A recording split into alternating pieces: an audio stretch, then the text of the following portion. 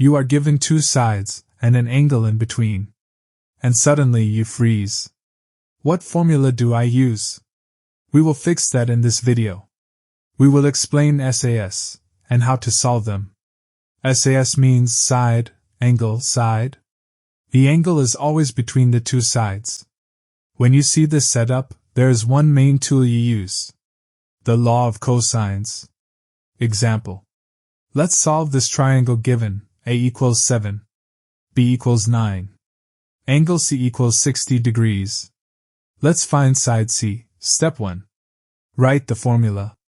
C squared equals A squared plus B squared minus 2AB, cosine of angle C. Step 2.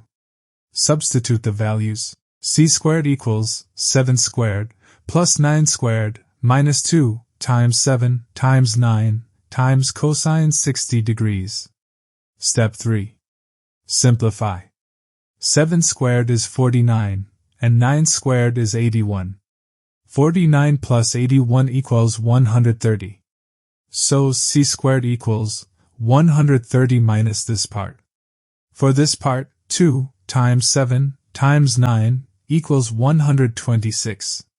Since cosine of 60 degrees equals 0.5, 126 times 0.5 equals 63.